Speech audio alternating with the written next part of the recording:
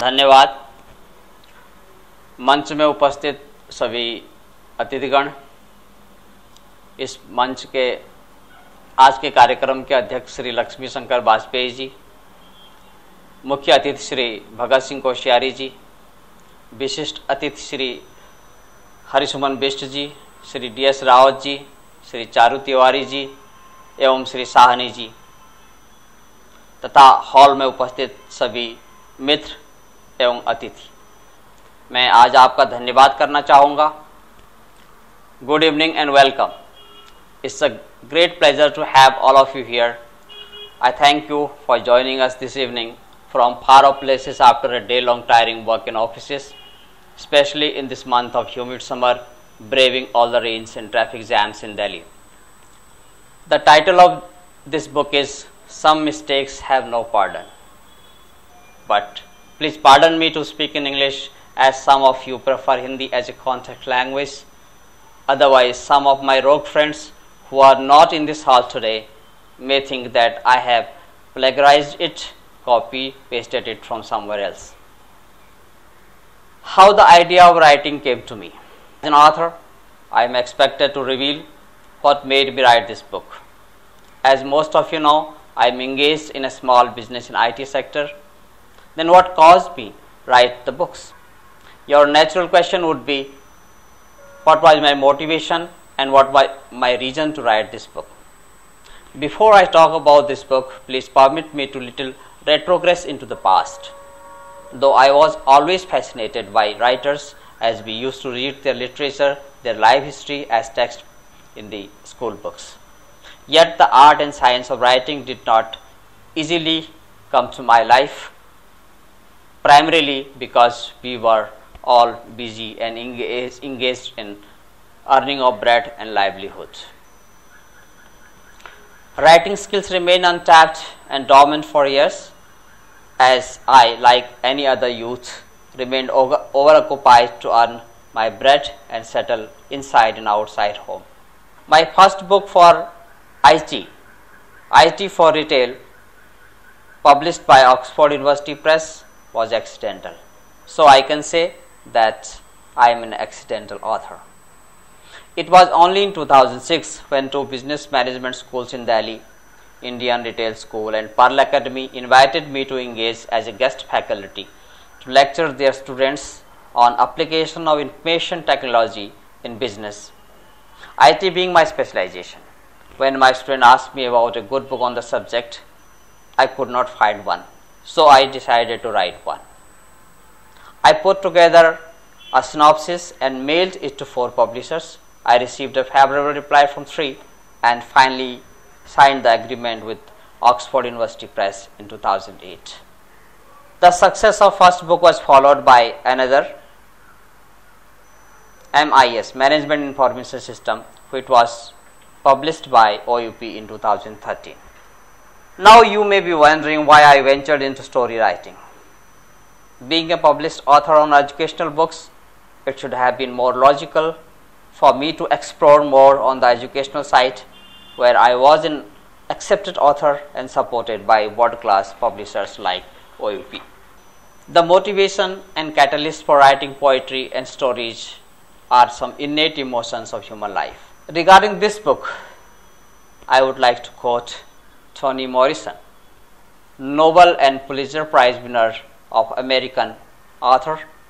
She once said, "If there is a book you really want to read but it hasn't been written yet, then you must write one." So I wanted to read a story that hadn't been written. I decided to write a novel.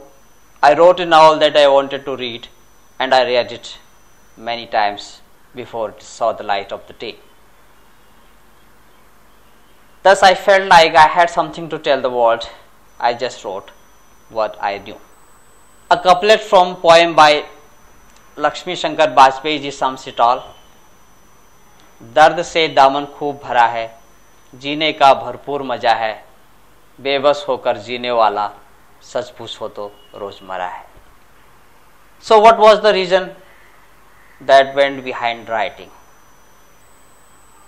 What I think is different people have different reasons for writing. Some have a natural talent for writing. They choose journalism, teaching, etc. as their profession, and they write. The second category of people who write is they do it for fun, for pleasure, and sometimes for vanity. Most of the contemporary writers fall in this category. They don't look at money part. Rather, they spend money on publishing their works and distribute the work to their friends and relatives free of cost.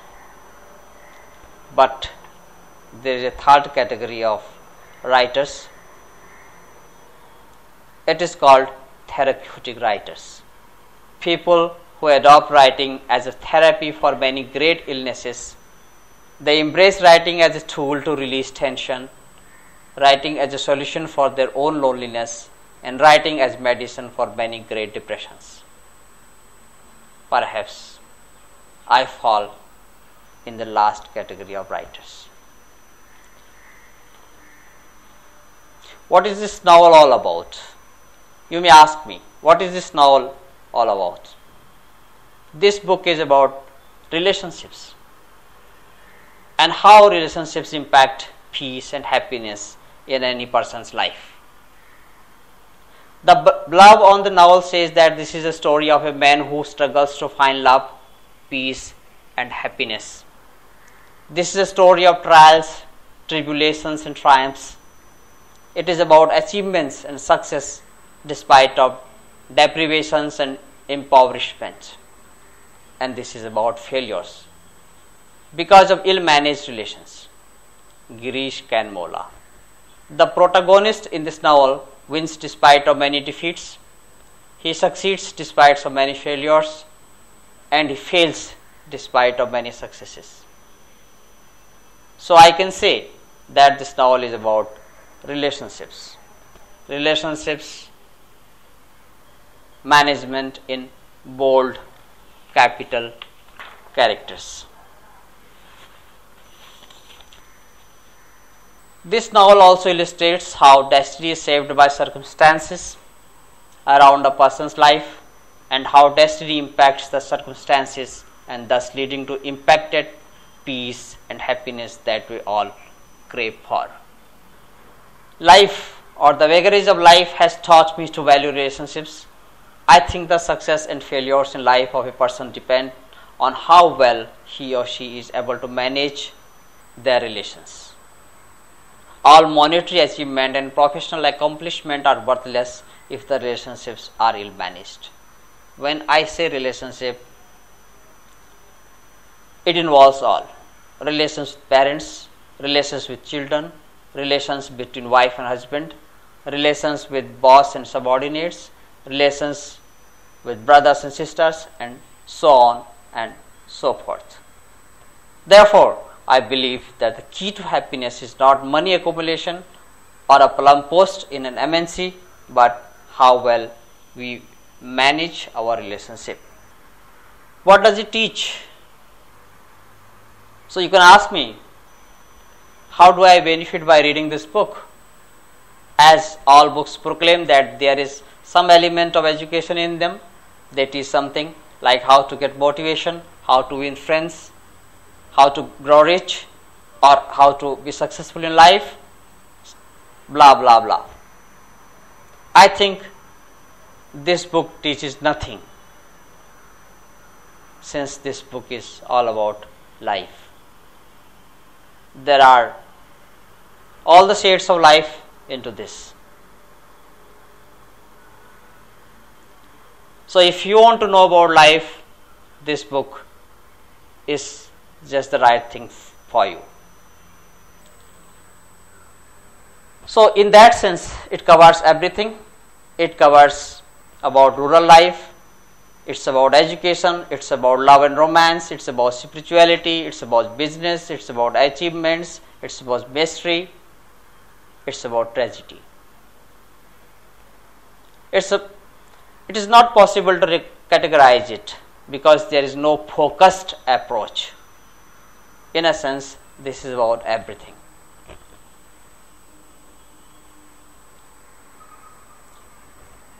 When something boasts about everything, you can be sure that that is about nothing. To sum up, this is about relationship and how managing relationship is important to find happiness in life. Finally, I would like to conclude my speech by borrowing 2 lines from an unknown poet.